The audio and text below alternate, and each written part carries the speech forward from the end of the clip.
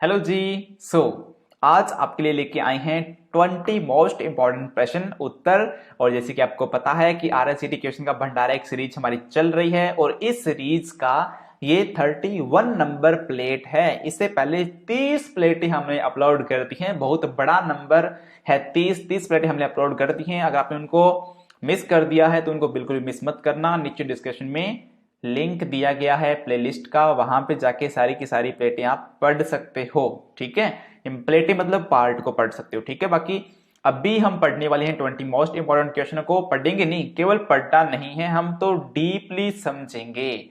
अपनी तैयारी YouTube channel पे आपका स्वागत करते हैं। मैं हूं आपका दोस्त एनके। चलिए फिर वीडियो को शुरू करते हैं। क्वेश्चन नंबर 1 आपके सामने है।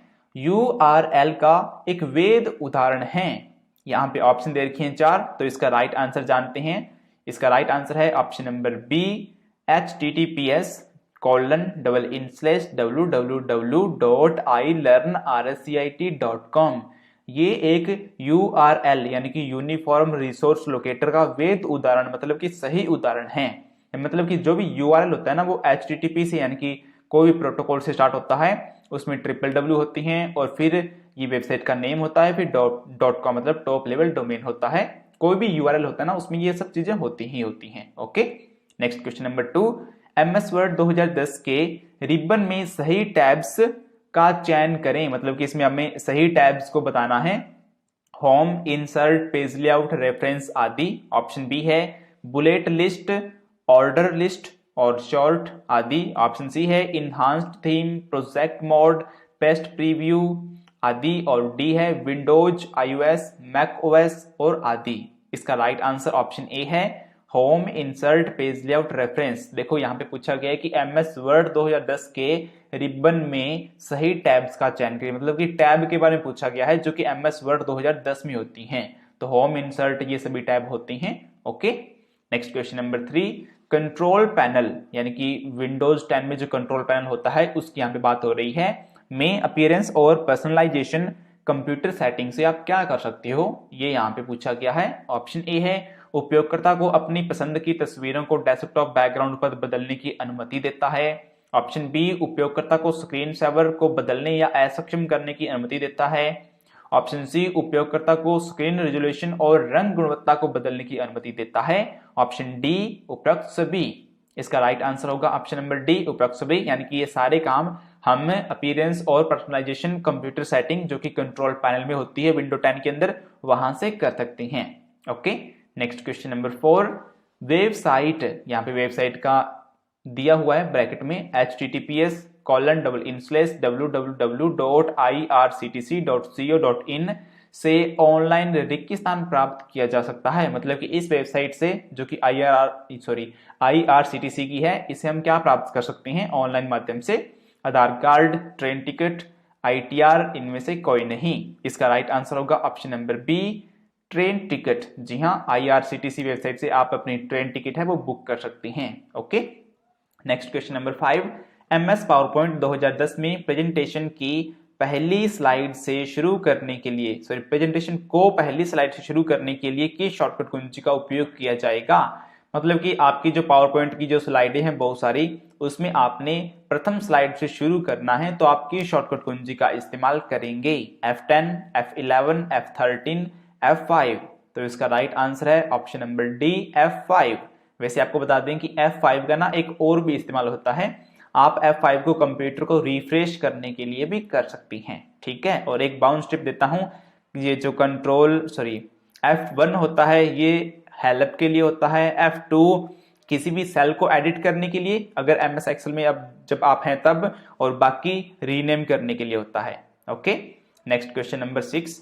MS एक्सेल 2010 में पार्ट स्ट्रिंग की लंबाई ज्ञात करने के लिए किस सूत्र का उपयोग किया जाता है? अब ये जिस फॉर्मूले की बात हो रही ना, इसके बारे में हमने पीछे भी डिस्कस कर चुके हैं और इस वीडियो में हम 2 बार डिस्कस करेंगे। ठीक है, तो आपको हिंट मैंने दे दिया है, बाकी अगर आप पीछे से क्लास में देखते आ रहे हो तो आपको पता ही होगा। लोअर, अपर, लैन, राउंड। इसका राइट आंसर होगा ऑप्शन नंबर सी, लैन, LEN। ये एक फॉर्मूला होता है जो पार्ट की पार्ट स्ट्रिंग की लंबाई मतलब कि जो मतलब कि उसमें कितने अक्षर हैं उन सभी अक्षरों को काउंट करेगा। अगर स्पेस है तो उनको भी काउंट करता है। ठीक है, हमने बताया था ना आपको पिछली वाली क्लास में, याद है क्या आपको? याद नहीं है, क्लास अच्छे से देखा करो आप।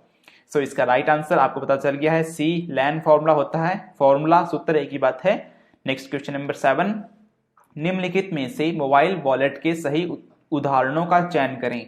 यानी कि मोबाइल वॉलेट के बारे में पूछा गया है कि कौन कौन से हैं। ए नंबर ऑप्शन उपयोगकर्ता आईडी, पासवर्ड और OTP. B number option debit card, credit card और internet banking. C number option Paytm, Freecharge और PhonePe. D number option Google Drive, OneDrive और राज ई वॉलेट। इसका right answer क्या होगा? Option number C इसका right answer है। Mobile wallet यानी कि मोबाइल के अंदर बटुआ, ठीक है, पर्स, तो उसके अंदर हम पैसे वगैरह रख सकते हैं। तो पेटीएम में रख सकते हैं, फ्री चार्ज और फोन पे में रख सकते हैं। इसके अलावा गूगल का भी होता है, गूगल पे या गूगल पे जिसे बोलते हैं, और भी बहुत सारे, जैसे कि अभी तो अमेजोन ने भी अपना खुद का वॉलेट, मोबाइल वॉलेट लॉन्च कर दिया है। इसी प्रकार से काफी सारी और भी कंपनियां आ रही हैं नई नई मार्केट में। ओके, नेक्स्ट क्वेश्चन नंबर 8, निम्न में से कौन सा मेलिंग शिष्टाचार के रूप में माना जाता है या फिर जाना जाता है?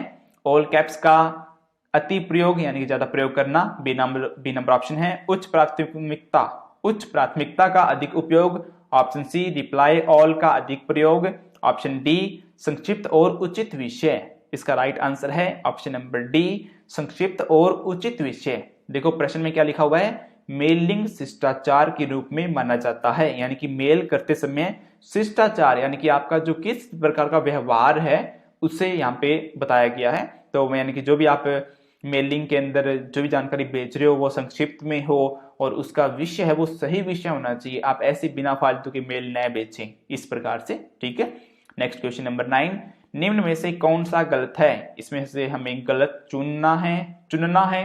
यानी कि .com कॉमेडिकल है, .edu एजुकेशनल है, .net न्यूट्रिक है, .org ऑर्गेनाइजेशन है। इसका राइट आंसर होगा ऑप्शन नंबर सी .net। ये गलत है। .net है ना, ये अपने जेनेरिक टॉप लेवल डोमेन के अंतर्गत आता है। इसका यानी कि जो न्यू ट्रिक नहीं है, इसका ये जो .net वर्ड लिया गया है ना, ये नेटवर्क से लिया गया है। ओके, नेक्स्ट क्वेश्चन नंबर 10, निम्नलिखित में से सबसे उपयुक्त विकल्प चुनें। इलेक्ट्रॉनिक भुगतान प्रणाली में डेबिट कार्ड और क्रेडिट कार्ड का उपयोग किया जाता है। ऑप्शन बी OMR का पूरा नाम ओनली मैग्नेटिक रीडर है। Option C Skype system software का एक उदाहरण है। ऑप्शन डी प्रिंटर की आउटपुट गुणवत्ता हर्ट्ज में मापी जाती है। सो इसका राइट आंसर बहुत ही आसान है उन विद्यार्थियों के लिए जिन्होंने पीछे के पार्ट भी हमारे सभी देखे हैं। RSCET ऑनलाइन क्वेश्चन का भंडारा की सीरीज के RSCET क्वेश्चन का भंडारा की सीरीज के सभी पार्ट जिन्होंने देखे हैं ना, वो इस क्वेश्चन का आंसर आसानी से दे सकते हैं। तो इसका राइट आंसर जानते हैं, ऑप्शन नंबर ए इसका राइट आंसर होगा। मतलब कि इसमें से हमें सही चुनना था और गलत को नहीं चुनना था। प्रिंटर की जो आउटपुट गुणवत्ता होती है वो हर्ट्ज में नहीं, वो तो मतलब कि जो डॉट प्रति इंच में मापी जाती है। और ये जो प्रिंटर की तो हो गई ना डॉट प्रति इंच में, और हर्ट्ज में कंप्यूटर की मापी जाती है। ठीक है, और स्काइप ना एक वीडियो कॉलिंग ऑनलाइन प्लेटफॉर्म होता है। एंड OMR की full form only magnetic reader नहीं, इसकी फुल फॉर्म होती है optical mark recognition. Okay, next question number 11 पढ़ने से पहले आपसे एक छोटी सी रिक्वेस्ट करूंगा। अगर आपने RSCET से संबंधित कुछ भी जानना है ना, तो आप आओगे ilearnrscet.com पे। यहाँ पे आने के बाद में ना आपको ये बटन दिखाई देगा। इस बटन पे क्लिक करने पर यहाँ पे इस प्रकार का मेन्यू ओपन होगा। यहाँ से यहाँ तक तो यानी कि नोटिफिकेशन एरिया है, इसके अंदर स्टडी मटेरियल है, यानी कि स्टडी गाइड की OMR सीट को कैसे भरते हैं, RSCET एग्जाम को जल्दी से पास कैसे करते हैं, और यहाँ पे more study material, full form और शॉर्टकट कुंजियां जो इंपॉर्टेंट है, और इसके अंदर प्रीवियस पेपर, ऑनलाइन टेस्ट और इंपॉर्टेंट प्रश्न आपको मिल जाएंगे। ठीक है, तो आप एक बार जरूर जानना। और इतनी जानकारी आपको अच्छी लगी है, आपके मन को भा गई है, तो प्लीज इस वीडियो को लाइक कर दीजिए एंड सब्सक्राइब जिन्होंने नहीं किया वो सब्सक्राइब कर दीजिए। अब पढ़ते हैं क्वेश्चन नंबर 11 को। राष्ट्रीय मतदाता सेवा पोर्टल के संदर्भ में EPIC क्या है? मतलब कि इसका फुल फॉर्म या फिर ये क्या है? सो इसका राइट आंसर होगा ऑप्शन नंबर बी चुनाव फोटो पहचान पत्र। ये होता है EPIC। ठीक है, EPIC यानी कि EPIC यानी कि इलेक्ट्रॉनिक पिक, मतलब पिक मतलब फोटो। ठीक है, इसका राइट आंसर हो गया ना चुनाव फोटो पहचान पत्र। Next question number 12, page orientation option निम्न में से किस टैब में उपलब्ध होती है? Page layout, reference, view, mailing. इसका राइट आंसर होगा option number A, page layout. और आप सभी को पता है पेज ओरिएंटेशन दो प्रकार की होती हैं, पोर्ट्रेट और लैंडस्केप, है ना। अभी पढ़ते हैं क्वेश्चन नंबर 13। एक दस्तावेज में एक नया पैराग्राफ दर्ज करने के लिए कुंजी रिक्तिस्थान दबाएं। मतलब कि अगर आप दस्तावेज में काम कर रहे हो और आपको नया पैराग्राफ चाहिए तो आप कौन सी कुंजी प्रेस करेंगे? Control, Alt, escape, enter. इसका राइट आंसर होगा ऑप्शन नंबर डी, एंटर कुंजी। जी हाँ, एंटर कुंजी ओके करने के और एक यानी कि नया पैराग्राफ बनाने के काम आती है। कंट्रोल एल्ट की फुल फॉर्म अल्टरनेट होती है, एस्केप का फुल फॉर्म एस्केप होता है। ठीक है, नेक्स्ट क्वेश्चन नंबर 14 पढ़ते हैं। वक्तव्य वाले प्रश्न, हमने आपको बताया था कि वक्तव्य वाले प्रश्न, दो प्रश्न आपके एग्जाम में पक्का आने ही वाले हैं। और वक्तव्य में मतलब कि दो लाइनें दी गई होती हैं और उसके बाद में पूछा जाता है कि वक्तव्य एक सही है, दूसरा गलत है, दूसरा सही है, दूसरा मतलब पहला गलत है, इस प्रकार से पूछा जाता है। सो यहाँ पे वक्तव्य 1 पढ़ते हैं। यदि आप थोड़ी देर के लिए किसी कार्य पुस्तिका पर काम कर रहे हैं और गलती से इसे सहेजे बिना बंद कर दिया है तो आप MS एक्सेल 2010 में सहेजे गए संस्करण को पुनः प्राप्त कर सकते हैं।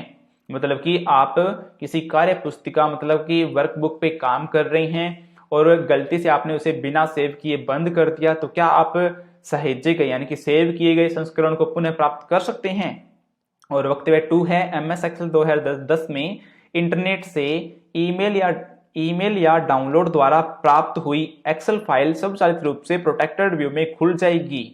मतलब कि MS एक्सेल 2010 की कोई फाइल जो आप ईमेल या इंटरनेट से डाउनलोड करेंगे वो प्रोटेक्टेड व्यू में खुलेगी। तो चलिए फिर जानते हैं कौन सा ऑप्शन गलत है, कौन सा सही है। इसका right answer option number D है। यहाँ पे दिया गया है कि वक्तव्य 1 और वक्तव्य 2 दोनों सही हैं। ओके, मतलब कि दोनों बातें सही हैं। Next question number 15। यदि आप प्रत्येक पृष्ठ पर दोहराए गए दस्तावेज में एक पाठ सम्मिलित करना चाहते हैं तो आप इसका उपयोग कर सकते हैं हेडर और फुटर का, चार्ट विकल्प का, एनिमेशन टैब का, पिवोट टेबल का। इसका right answer option number A है, हेडर और फुटर का। देखो, यदि आप प्रत्येक पृष्ठ पर दोहराए गए दस्तावेज में एक पाठ सम्मिलित करना चाहते हैं तो इसका उपयोग कर सकते हैं। मतलब कि हेडर और फुटर का इस्तेमाल करके हम प्रत्येक दोहराए गए पृष्ठ में एक जैसी सामग्री ऐड कर सकते हैं, जैसे कि पेज नंबर हो गया, सिग्नेचर के लिए जगह हो गई, उन सभी को ऐड कर सकते हैं। और यहाँ पे ना जो पीछे वाला प्रश्न था अपने ये वाला प्रश्न, इसमें मैं एक बात और आपको बताना चाहूंगा। MS एक्सेल का ना एक सेपरेट प्रश्न आया था, उसमें ये दिया गया था कि इंटरनेट से जो एक्सेल की फाइल डाउनलोड होगी वो किस व्यू में खुलेगी। तो वहां पे जैसे कि इंटरनेट व्यू, प्रोटेक्टेड व्यू, ऐसे ऑप्शन दिए गए थे। मतलब कि देखो यहाँ पे तो इस प्रकार से इस क्वेश्चन को दे दिया और वहां पे किसी और तरीके से क्वेश्चन को दे दिया था। तो मेरा ये बताने का मतलब था कि क्वेश्चन है वो एक जैसे होते हैं लेकिन थोड़ा थोड़ा घुमा फिरा के आती हैं। ठीक है, नेक्स्ट क्वेश्चन नंबर 16 पढ़ते हैं। MS एक्सेल 2010 में formula equal LEN bracket start inverted coma VMOU @RCIT inverted coma bracket बंद का परिणाम क्या होगा? देखो ये क्वेश्चन है ना, मैंने पीछे एक बार फिर से डाला था और यहाँ पे मैंने फिर से और डाला है। क्यों डाला है? क्योंकि आपको याद हो जाए। और मैंने इसी क्लास में बात की थी कि LEN फंक्शन से संबंधित एक और प्रश्न है तो वो यही है। देखो यहाँ पे दिया गया ना इक्वल LEN फिर ब्रैकेट स्टार्ट, यहाँ पे वैल्यू दी गई है फिर ब्रैकेट बंद और यानी कि का परिणाम क्या होगा ये पूछा गया है। तो 11 10 12 इसका राइट आंसर जानते हैं। ऑप्शन नंबर सी इसका राइट आंसर है। लैन मैंने बोला था कि ये अक्षरों की संख्या मतलब कि उनको काउंट करके इसका आंसर देता है। तो अगर आप VMOU @RCIT को काउंट करोगे तो ये 10 होते हैं। देखो 1 2 3 4 5 6 7 8 9 10 हो गए ना, यानी कि अक्षरों की जितने भी काउंट करके उनको आंसर देता है। और कहीं पे स्पेस है तो उसका भी आंसर ये यानी कि स्पेस को भी काउंट करेगा। ठीक है, ये आप ध्यान रखें। Next question number 17। एक प्रेजेंटेशन के स्लाइड शो को स्टार्ट करने के लिए निम्न में से किसका उपयोग किया जाएगा? देखो पीछे एक प्रश्न था उसमें आंसर था लेकिन यहाँ पे थोड़ा सा अलग है। वो F5 को दबाना, स्लाइड शो मेन्यू से व्यू शो ऑप्शन को चुनना, option C slide show menu से रिहर्स टाइमिंग को चुनना, ऑप्शन डी ए और बी दोनों। इसका right answer option number D है, ए और बी दोनों। मतलब कि प्रेजेंटेशन को स्टार्ट करने के लिए आप F कुंजी को भी दबा सकते हैं, जो कि मैंने एक दो क्वेश्चन पहले भी बताया दिया आपको, और स्लाइड शो मेन्यू से व्यू शो ऑप्शन को चुनकर भी आप प्रेजेंटेशन को शुरू कर सकते हैं। Okay, next question number 18, Windows 10 में निम्न में से किसके द्वारा एक सॉफ्टवेयर इंस्टॉल नहीं किया जा सकता? इंटरनेट से सीधे, विंडोज स्टोर से, सीडी डीवीडी पेन ड्राइव से एंड वर्ड फाइल का उपयोग करके।